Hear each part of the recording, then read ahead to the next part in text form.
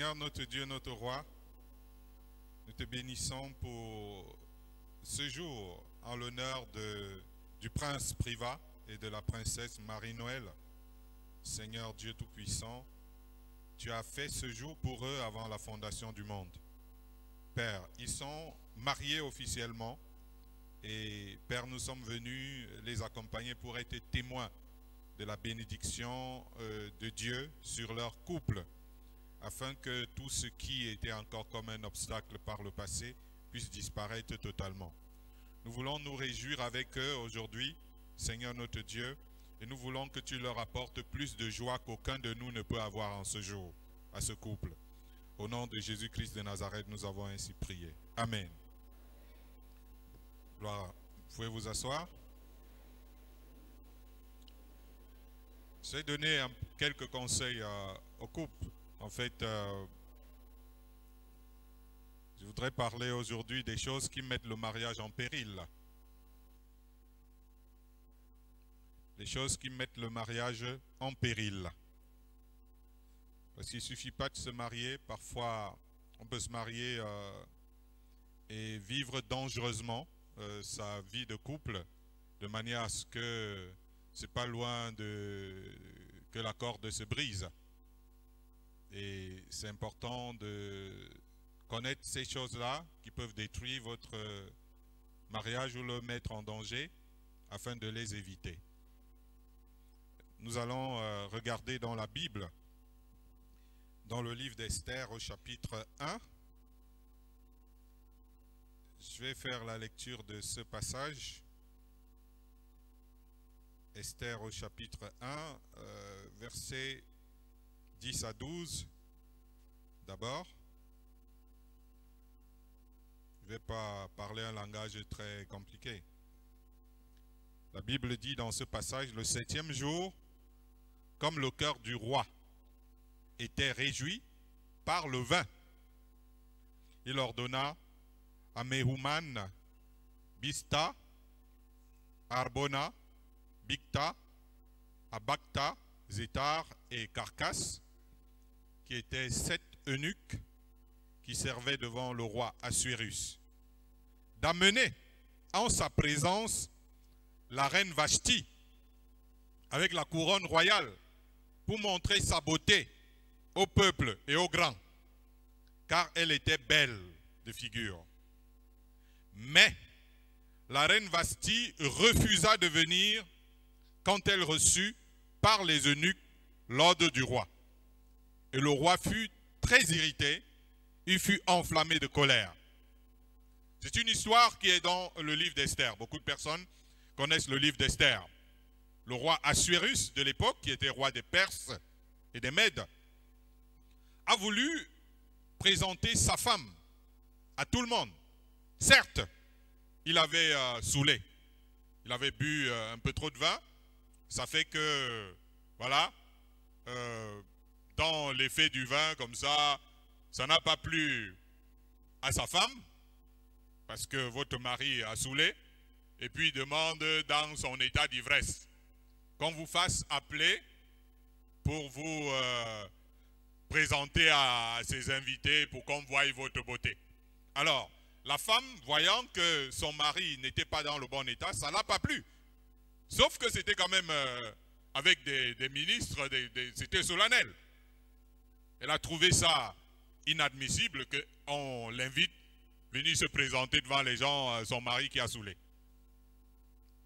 Ça fait donc que quand les 7 gardes du roi sont allés lui dire, voilà, le roi veut te voir publiquement, mets ta couronne, il veut que tu présentes ta beauté au reste du peuple et à ses invités.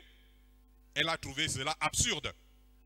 Elle a refusé de venir se présenter devant les gens, étant la reine.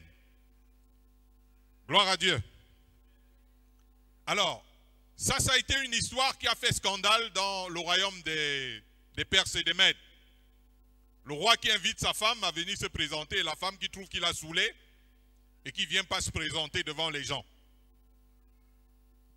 Alors, il y a une chose que nous devons tirer ici, parce que bien sûr, ça a été très mauvais. Je voudrais dire à nos sœurs qui sont mariées, peu importe que le mari soit ivrogne. Peu importe, parce qu'il y a quelque chose qui s'est passé. Vous êtes mariés, et peut-être les concours de la vie ont fait que le monsieur se mette à boire. Et puis, dès ce jour-là, vous estimez qu'il n'a plus droit au respect qu'il avait à vos yeux, parce qu'avant, c'était quelqu'un de sobre, etc. Et vous n'avez plus besoin de respecter ce monsieur qui a changé négativement, étant devenu un ivrogne. Ou alors, un vantard, qu'il laisse ses vantardises là-bas. Je ne vais pas aller me présenter devant les gens, il a envie de se vanter. Et moi, je deviens l'objet qu'il utilise pour se vanter devant les autres. Vous savez, parfois, nous sommes agacés par le comportement de l'autre. Ça peut être le conjoint. Par son comportement inacceptable pour nous, inadmissible pour nous. Sauf que, lorsque c'est déjà devant les gens, lorsque c'est déjà devant les enfants, lorsque c'est déjà devant les invités, lorsque c'est déjà devant la famille, nous devons avoir un certain recul parce que là, nous ne sommes pas deux, même si il se comporte mal. Et même si votre mari est devenu fou à vos yeux, c'est un fou. Vous savez, dans la Bible, on nous présente comme l'une des femmes les plus vertueuses, Abigail. Abigail, son mari était un fou. Ça veut dire que même les gens savaient que ce monsieur, il n'est pas normal. Et pourtant, Abigail a passé le temps à couvrir les défauts de son mari.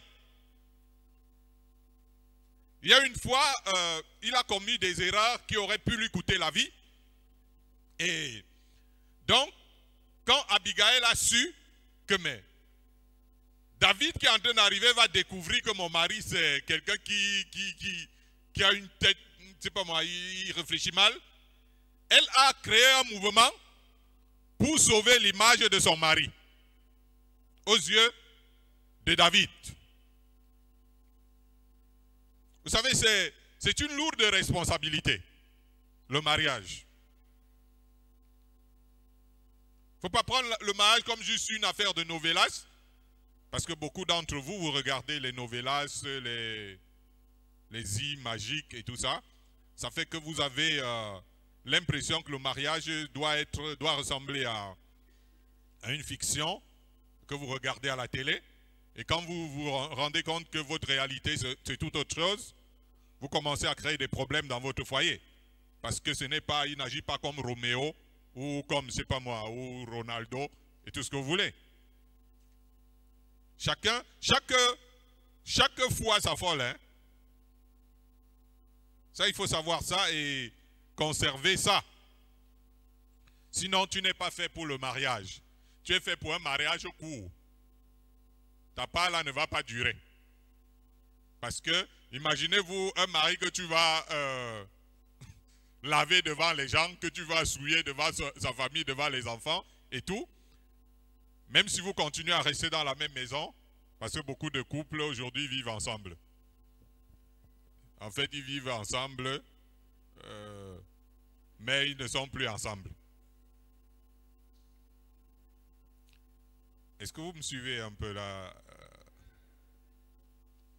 C'est vrai que le mariage, c'est la gaieté, mais quand il s'agit de donner les conseils, on n'est plus dans la blague, parce que on se marie pour la vie.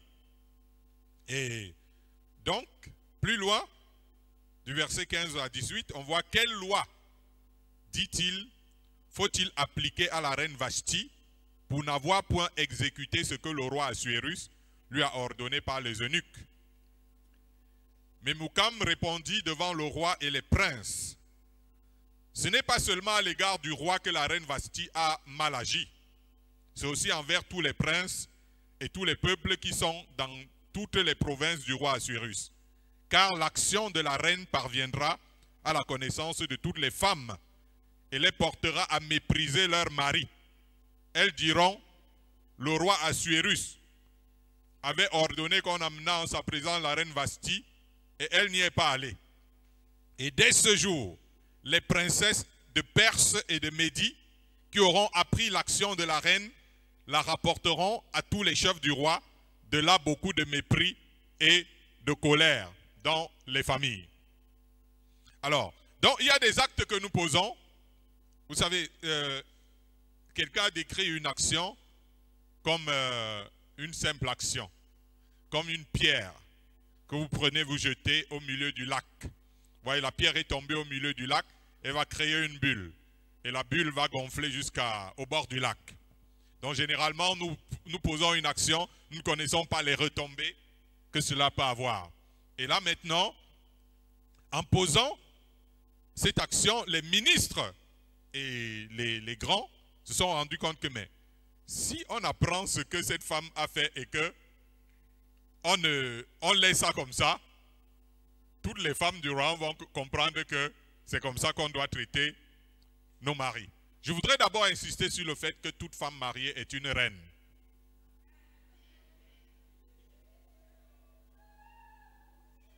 Toute femme mariée est une... Les célibataires n'ont pas à se fâcher parce que vous n'êtes pas encore des reines.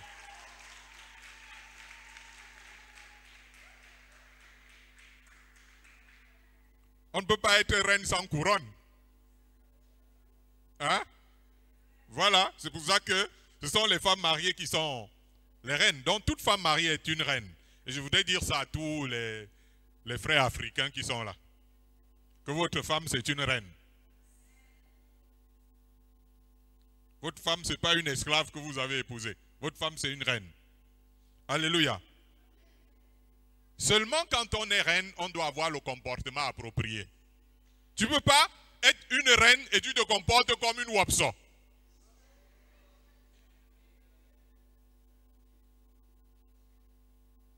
Tu ne peux pas être une reine et tu te comportes de manière inappropriée devant les demoiselles.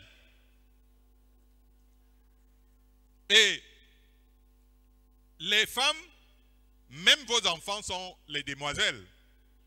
Ce sont des princesses, des futures mariées. Et ça se calque souvent sur le comportement de la maman vis-à-vis de papa. Donc le comportement de la maman, d'une reine, doit être un comportement honorable. Ça doit être un comportement digne. Vous ne pouvez pas être reine et votre comportement ressemble à, je ne sais pas moi, n'importe qui. Lorsqu'on est reine, les regards sont fixés sur soi. En tant que reine, une fois que vous êtes marié, les regards seront fixés sur vous. Ça veut dire que même si au quartier, on ne vous voyait pas avant, à partir d'aujourd'hui, les regards des gens sont sur vous. Et quand les regards des gens sont sur vous,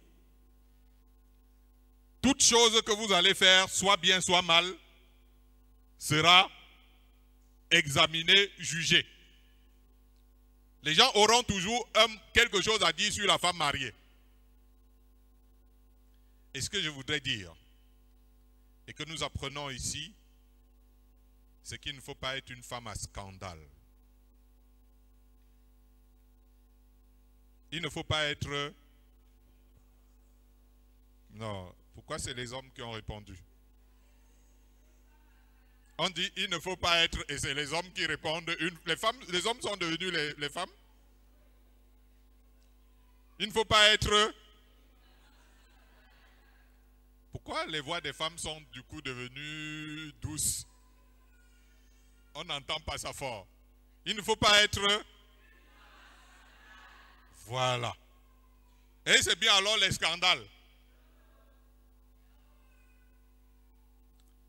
Pour éviter le scandale, dès que vous êtes en public, même si tu es fâché, même s'il y a quoi, tu dois seulement rester tranquille. Tu dis que bon, de toute façon, une chose est sûre, c'est que les gens vont partir. N'est-ce pas? Une chose est sûre, c'est que même les invités là, ils vont finir par... Est-ce qu'ils vont caler ici? Même les enfants même qui se trouvaient ici en ce moment-ci, ils vont se glisser à un moment donné, on va rester à deux, non? Dis-toi, Tu n'as pas besoin de réagir obligatoirement. Quand il y a encore les enfants, quand il y a encore les voisins.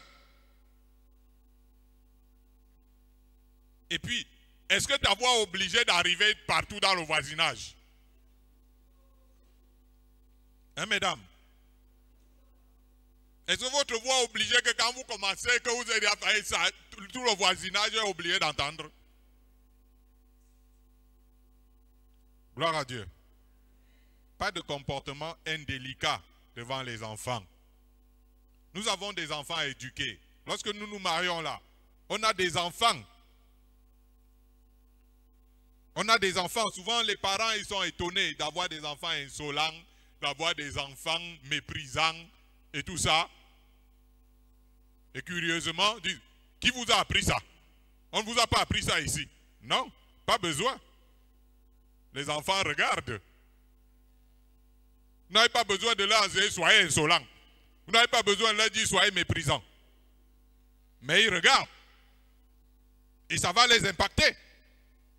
Sans que vous ayez enseigné le mépris aux enfants, sans que vous les ayez appris à dire d'insulter les gens, mais à partir du moment où toi tu manques de respect à papa, tu insultes papa devant les gens, eh ben, devant les enfants, tu n'as pas besoin de leur enseigner, c'est l'enseignement que tu es en train de faire.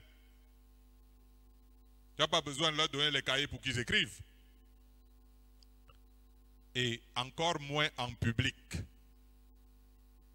Une fois qu'on est devant le public, papa peut faire n'importe quoi là. Marie-Noël, tu restes seulement tranquille, tu avales. Tu avales. On ne doit pas commencer à voir comment tu changes.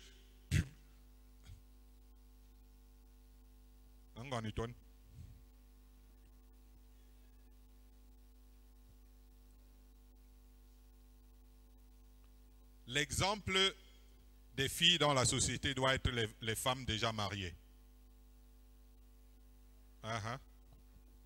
Ce sont les femmes déjà mariées qui gâtent notre société. Ce n'est pas les célibataires.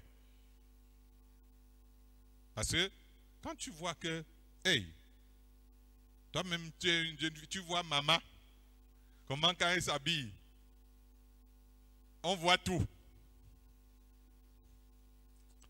C'est maman, hein. On voit tout quand elle s'habille.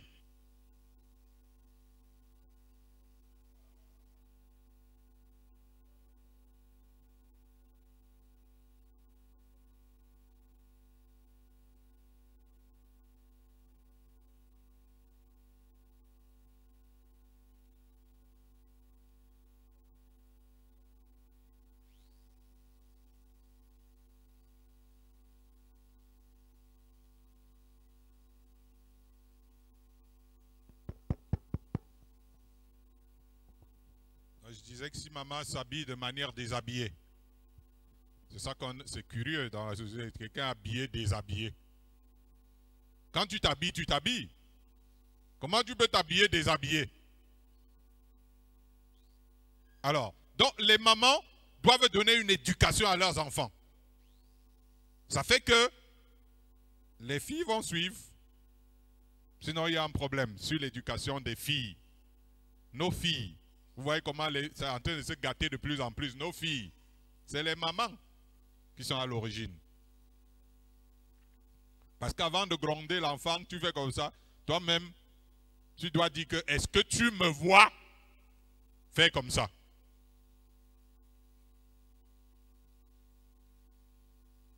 Alors, le verset 19 à 20 dit, si le roi le trouve bon, qu'on publie de sa part, et qu'on inscrive parmi les rois des Perses et des Mèdes, avec défense de la transgresser, une ordonnance royale d'après laquelle Vashti ne paraîtra plus devant le roi Assuérus, et le roi donnera la dignité de reine à une autre qui soit meilleure qu'elle.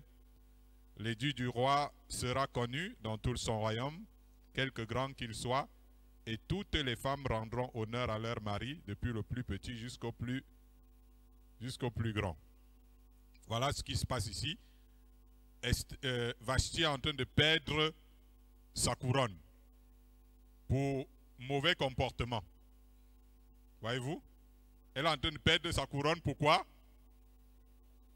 Si Vashti avait eu le bon comportement, elle n'allait pas perdre sa couronne. Je suis en train de parler des choses qui mettent le mariage en péril. Le mauvais comportement a fait que la reine Vashti, belle comme la lune, mais laide intérieurement. Vous savez, les gens sont souvent fâchés, les femmes. Pourquoi ce n'est pas les femmes mannequins qui se marient plus? Vous-même posez-vous la question. Pourquoi ce n'est pas les mannequins qui se marient plus? Parce que la vraie beauté est intérieure. Un homme peut accepter, comme vous le voyez là-bas dehors, de sortir avec vous à cause de nging bing bing. Mais quand il s'agit de mettre dedans, là c'est une autre histoire. Il n'a pas besoin de quelqu'un qui va venir lui casser la tête. Jeune fille, ne privilégiez pas seulement les phares et tout le reste. Privilégiez le caractère, le comportement. L'insolence, ça détruit le mariage. La mauvaise bouche, ça tue le mariage. La têtutesse, ça tue le mariage. L'émancipation à l'envers. Eh oui, le 8 mars, c'est bientôt. L'émancipation à l'envers.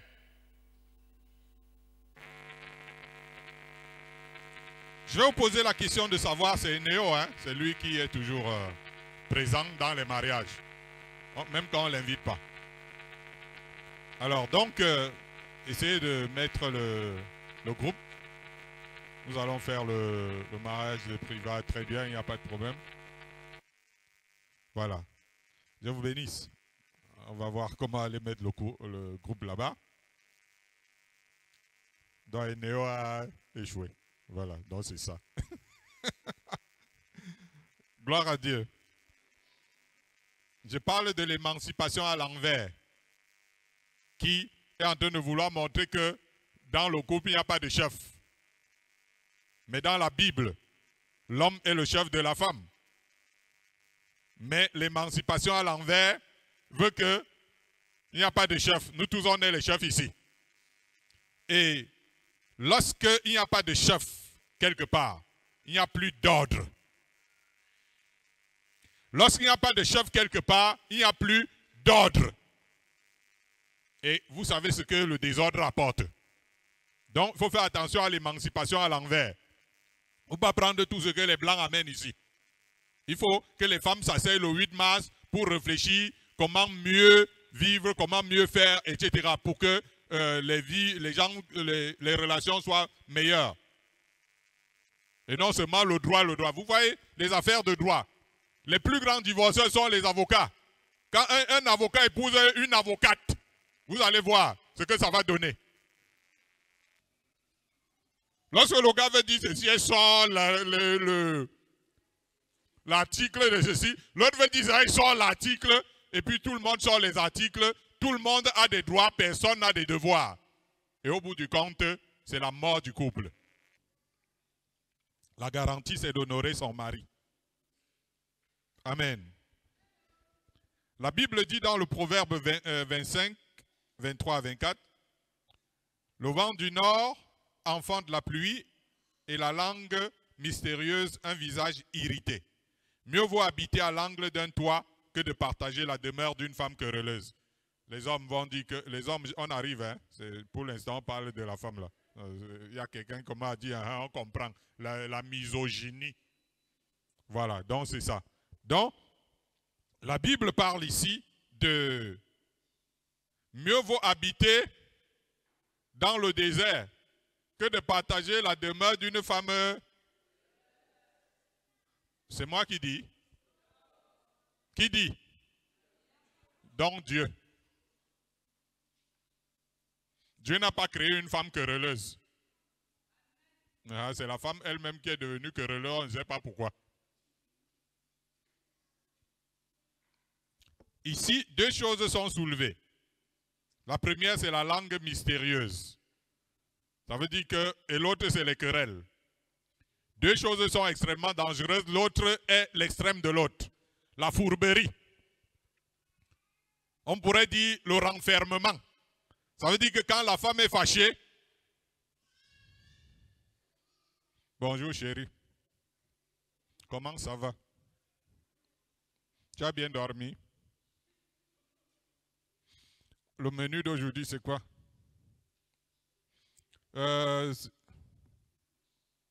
Parce que je suis fâché. Quand on est fâché, on ne dit pas je suis fâché, on ferme la bouche seulement. Maintenant, tu veux même savoir ce qui se passe, il n'y a plus rien. Comment des gens peuvent vivre comme ça? Comment on peut vivre? On est dans une maison, l'autre parle, l'autre ne veut plus parler.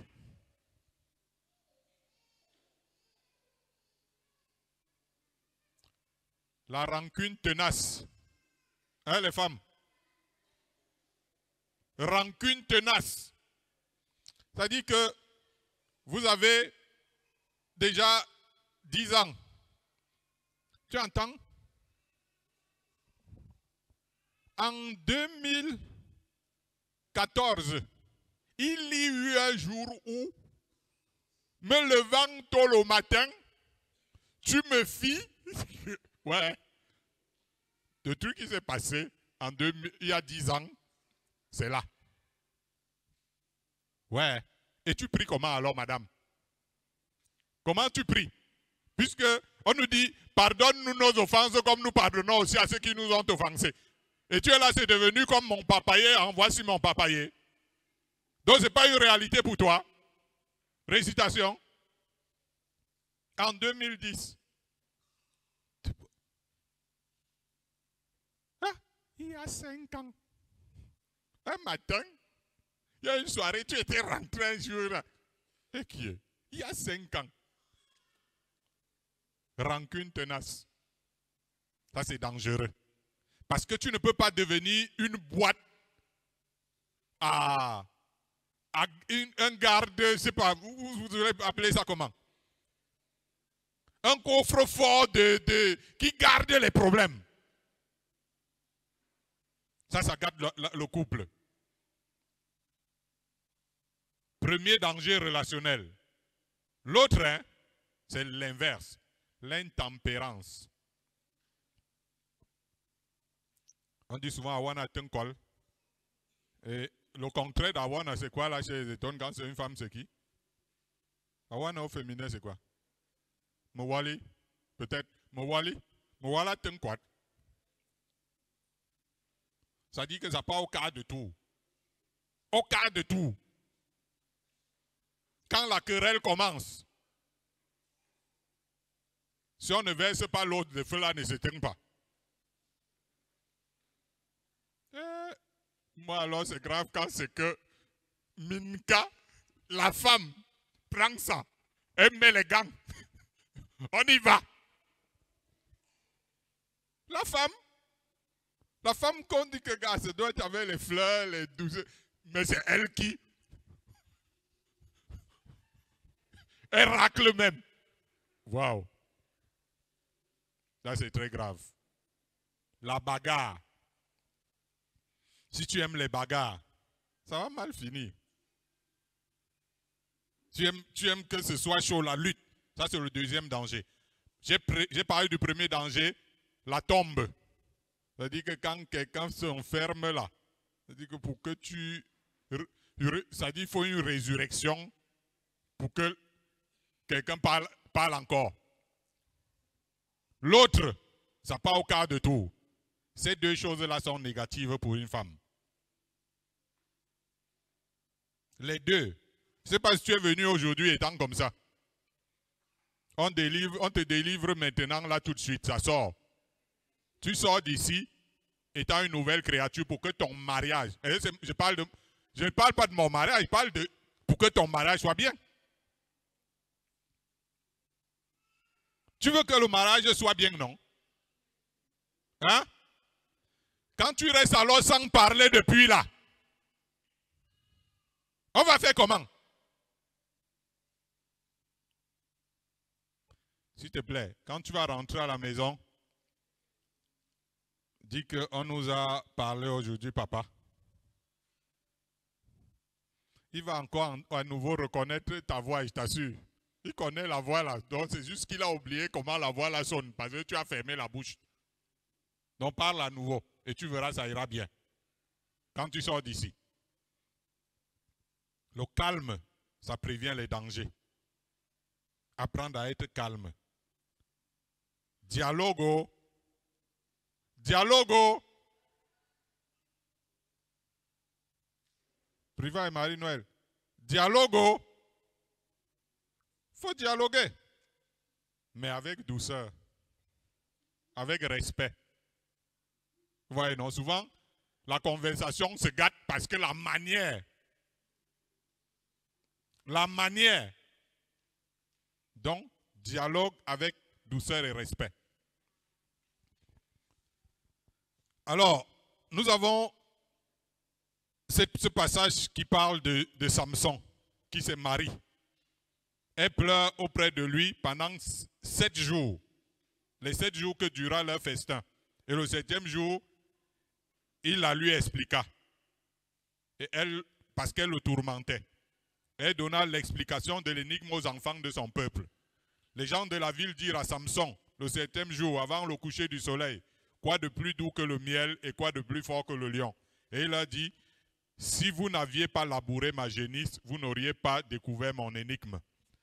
L'Esprit de l'Éternel le saisit.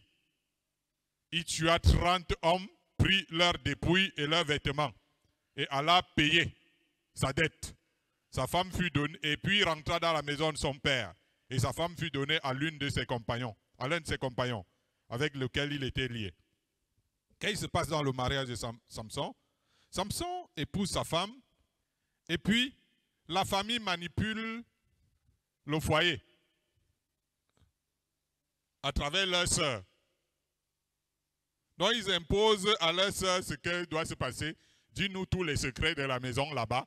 Dis-nous ceci, voilà ce que tu dois faire là-bas. Voilà le comportement que tu dois avoir là-bas. Dis-lui que ceci, manipule-le comme ça, etc. Alors, donc maintenant, la femme devient un instrument des autres pour vendre tous les secrets du foyer. Le mari se retrouve trahi. Répandre les secrets du couple au dehors. Ça, c'est très dangereux.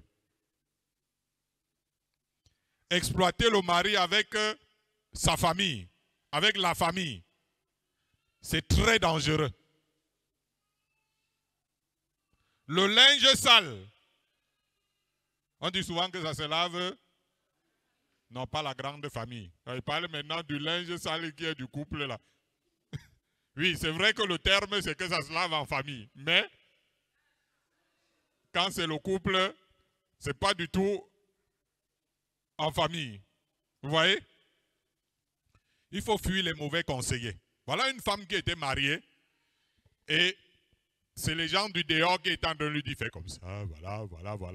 Ils étaient en train de gâter parce qu'il ne faut pas penser que, d'abord pour commencer, je vous dis, une femme mariée ne doit pas avoir pour conseillère une célibataire. Quand vous sortez ici aujourd'hui, dites que c'est ce qu'on a dit. La conseillère de ton couple, c'est une célibataire. Et qui est? Comment ça? Comment tu es marié et ta conseillère, c'est une célibataire? Deuxièmement, vous-même, vous savez que parfois les gens ne sont pas contents du mariage des autres. Donc quand tu viens te confier tout le temps là, il est en train de te dire des choses et tu te rends compte, si tu es sage, que chaque fois quand tu pas appliquer, le feu qui était à la maison, ça continue plus fort même qu'avant. Tu comprends? Les mauvais conseillers, ce n'est pas bon pour le mariage. Il ne faut pas accepter que votre mariage soit manipulé par des gens de l'extérieur. Et je m'en vais vous dire, les amis intimes, c'est des amitiés qui existent avant le mariage. Écoutez bien attentivement, hein. Je suis en train de vous parler. Hein. Vous qui êtes mariés ou qui avez des projets de vous marier. Vous avez un ami intime, c'est avant le mariage. Votre ami qui était votre ami, vous étiez depuis que vous êtes né, vous êtes comme les frères, les sœurs, c'est-à-dire que tout le monde connaît, vous êtes les barrés collés. Ça, c'est avant le mariage. Désolé, à partir d'aujourd'hui, j'ai trouvé un nouvel ami intime. Oh. C'est mon mari. Marie-Noël, tes amis intimes qui sont venus t'accompagner là, à partir d'aujourd'hui, aucune ne doit plus être ton ami intime.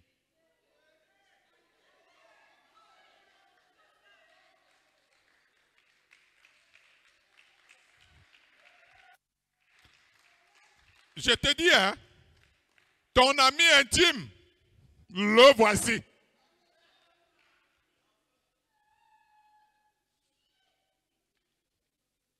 Ton plus grand confident.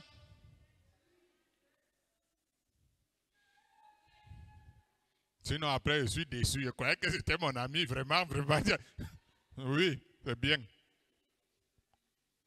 Donc, l'amitié intime, là, c'est avant le mariage. Une fois qu'on est marié, tu vois, l'ami est fâché que, gars, quand il t'appelle, tu es toujours avec ton mari. Ok. Alors qu'on sortait souvent ensemble, maintenant, gars, tu es seulement là, tu cales chez toi.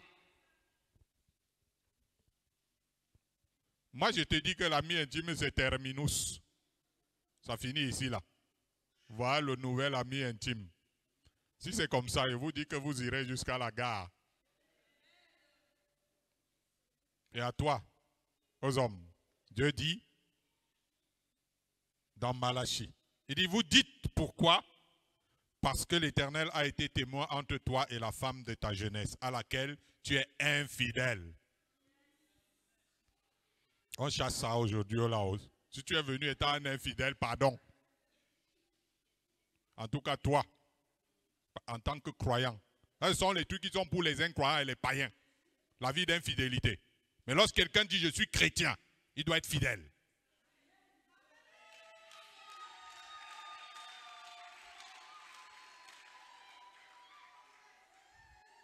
Il y a une différence entre un religieux qui part à la messe tous les dimanches et un chrétien. On peut partir à la messe tous les dimanches et on trompe les affaires, on a 600 000 femmes après la messe. Mais je suis en train de dire, si tu dis je suis chrétien, c'est la fidélité. Tu es chrétien, non? Hein, Priva? S'il y a une qui t'a accompagné, laquelle comprenne que gars, il n'y a plus.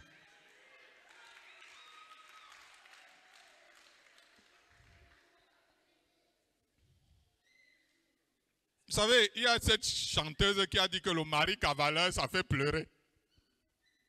N'est-ce pas? Ça fait pleurer. Elle dit que la femme est là, même si elle joue à la dure, mais il n'y a plus l'amour en train de finir dans le cœur. Nous sommes dans une société où l'adultère est permis. Hein? Elle dit que les gens, oui. Elle dit quand le gars il a sa coco à côté, l'autre à droite et tout ça, les gens trouvent même que c'est un chaud gars, c'est vraiment le vrai gars là-bas. Ça, c'est la société sale dans laquelle nous vivons aujourd'hui.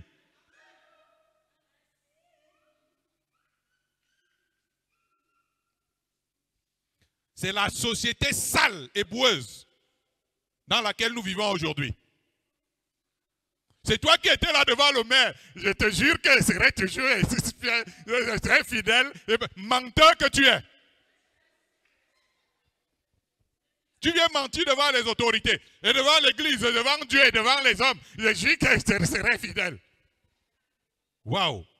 Mais est-ce que vous savez ce que ça veut dire un engagement? Un serment. Est-ce que les gens comprennent ce que ça veut dire un serment? À partir du moment où tu as fait un serment, dès le jour-là, frère, commence à te calmer. Calme-toi, parce que tu as fait un serment. Sinon, on reste célibataire. Ne viens pas prendre un engagement, après tu ne le tiens pas.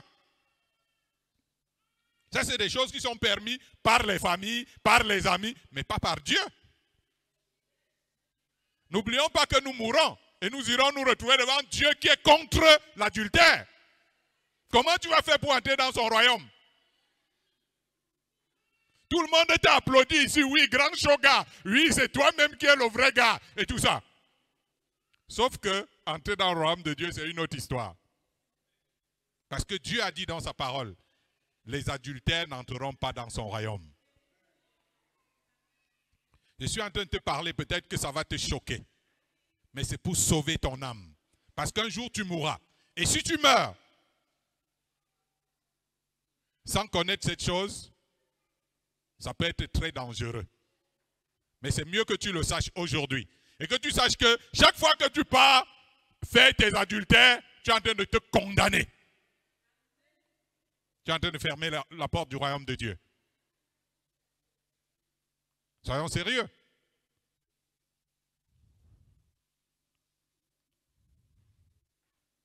Alors, donc, maintenant, Dieu, il parle ici qu'il est témoin. Il parle au mari que je suis témoin contre toutes les infidélités que tu as fait contre ta femme. Ah, personne n'est souvent témoin, non? Puis c'est souvent les mapanes. Dieu est témoin. Et parfois la femme sait. Mais elle ferme la bouche. De peur que tu ne la chasses.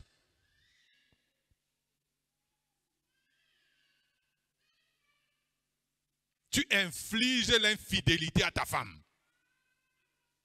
Elle souffre dans son cœur.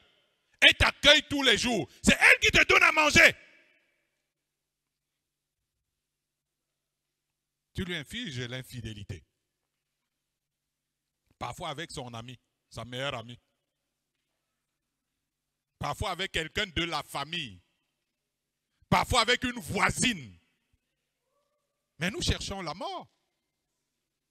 Quand Dieu parle de l'adultère, c'est quelque chose de très dangereux. Ça peut faire que les gens s'entretuent. Ah, j'ai déjà compris, il y a des gens qui disent, si c'est comme ça l'église, je ne vais plus venir ici.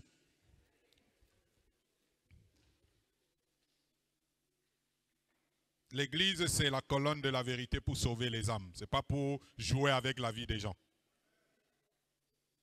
Promesse non tenue. Soyez des hommes de parole. Soyez une société de parole. Voyez les médecins. Serment de quoi là, Hippocrate ou quoi là. Et puis maintenant, tu arrives à l'hôpital, on ne te gère même pas. Parce que les gens ne sont plus des gens de parole. La parole ne coûte même plus 5 francs. Toi, quelqu'un est en train de parler, là, gars, sa parole ne vaut rien. Et il est un gros responsable. Mais soyons responsables véritablement. C'est manque de loyauté. Manque d'honnêteté. De la part de nos hommes dans notre société. Ça, c'est quelque chose d'extrêmement dangereux. Parce que le mariage a été corrompu. Le mariage, qui est une institution de Dieu, est maintenant une chose vulgaire. Mais il faut arrêter ça.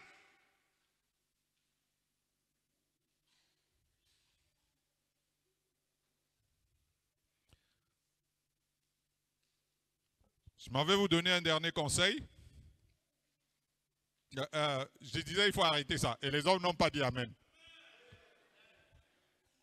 Ah, que Dieu vous bénisse, les hommes. Je ne suis pas en train de dire que si tu étais adultère avant d'entrer ici, tu es condamné. C'est si tu sors ici, tu continues, que Dieu va te demander des comptes. Donc, si après avoir entendu la parole de Dieu, tu dis, Seigneur, hey, je ne savais pas que c'est à ce niveau. Donc, c'est comme ça la Bible. Hein? Bon, à partir d'aujourd'hui, quand je sors d'ici, je vais appeler la fille là, j'efface son numéro de mon téléphone, je bloque. Pourquoi elle ne m'appelle plus? Et je dis ça aussi aux femmes. Hein? Parce que curieusement, il y a les femmes qui sont dangereuses. Hein, les femmes là, quand elles reçoivent un coup de fil, attendez.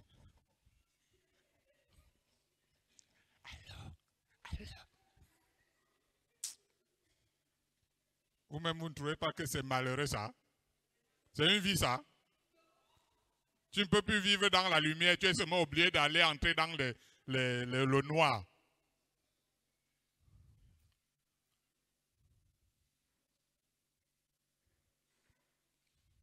Alors, voici ce que Jésus dit pour terminer. Les gens lui ont demandé pourquoi Moïse a prescrit de donner à la femme une lettre de divorce et de la répudier. Il demande ça à Jésus. Pourquoi Moïse a prescrit le divorce dans l'Ancien Testament? Jésus leur répond, écoutez très bien. C'est à cause de la dureté de votre cœur que Moïse vous a permis de répudier vos femmes. Au commencement, il n'en était pas ainsi. Est-ce que vous entendez ça? Les gens sont venus dire à Jésus que mais Moïse a demandé, a dit que si quelqu'un ne lui plaît plus là, il écrit, fait le divorce. Et Jésus leur dit, si Moïse vous a dit, demandé de faire le divorce, c'est à cause de la dureté de votre cœur. Ça veut donc dire que si les gens n'avaient pas les cœurs durs, il n'y aurait pas de divorce.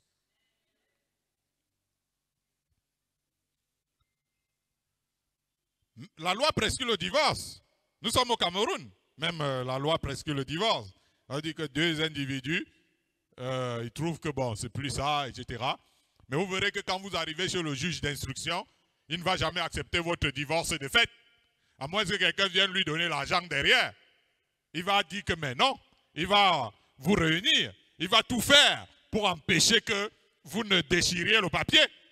C'est le travail des juges d'instruction.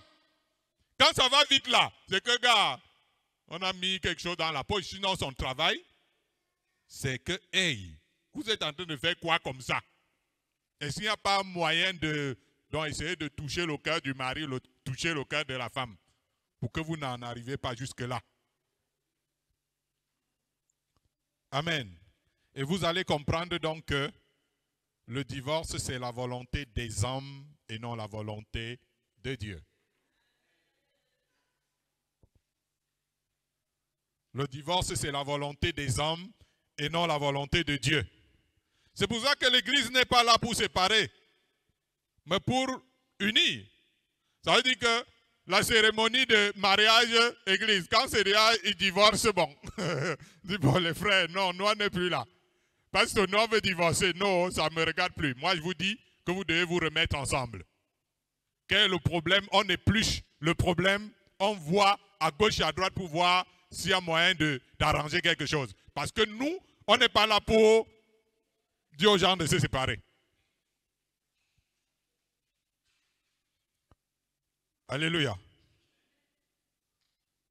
Si c'est déjà au niveau du divorce, ça doit se passer en dehors. En dehors de l'église. Cœur dur. Quand on dit cœur dur, il y a d'abord l'incrédulité. L'incrédulité. Ça dit Dieu pardonne, moi pas. N'est-ce pas? Dieu pardonne, moi pas. Dès que vous êtes déjà là, c'est que bon, ok, comme Dieu lui pardonne, toi pas, c'est-à-dire ça va aller seulement mal. La rébellion. Le cœur dur, ça peut être la rébellion. Le cœur dur, ça peut être l'orgueil. C'est-à-dire que, comment moi qui ai pris la décision que je ne suis plus avec toi, je t'ai dit ça, que je ne serai plus avec toi. Et puis maintenant, les gens me conseillent à côté, je viens faiblement te dire que vraiment j'ai compris ce qu'on a dit, moi l'orgueilleux si. Donc je vais accepter que m'abaisse à nouveau pour venir encore te dire que pardon, remettons-nous ensemble. L'orgueil, à cause seulement de l'orgueil, deux personnes parfois qui s'aiment, divorcent quand même. Divorcent quand même. Parce qu'il n'y a personne qui va descendre un peu pour le bienfait du couple. L'orgueil, la méchanceté. Voilà des choses qui font la dureté de cœur. Alléluia. Ça veut dire que lorsque les gens marchent dans la foi, demeurent dans la foi, ils ne peuvent pas divorcer. Lorsque les gens demeurent dans l'esprit de pardon, ils ne peuvent pas divorcer. Quand les gens demeurent dans l'esprit de soumission, il n'y aura pas de divorce. Quand il y a l'humilité, il n'y aura pas de divorce. Quand il y a la bonté, il n'y aura pas de divorce. Et malheureusement, comment faire donc pour que les gens puissent conjuguer toutes ces choses? C'est difficile.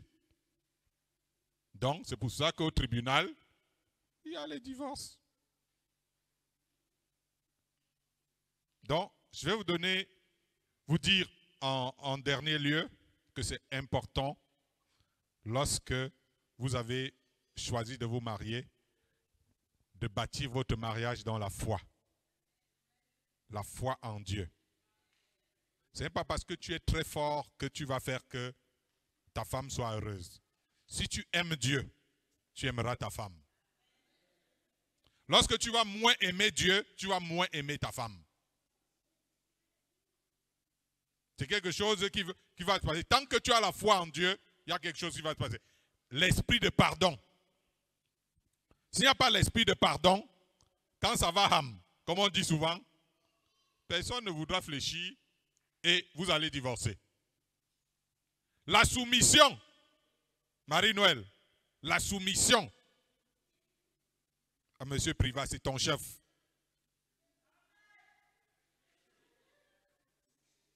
Privat, c'est ton chef. C'est pas parce qu'il a épousé une... Ça dit que quand la femme est là-bas en haut, ça dit, tu vois la grande taille là. Mais c'est ton chef. C'est ton chef. L'humilité, monsieur Privat. Il faut que les hommes deviennent humbles.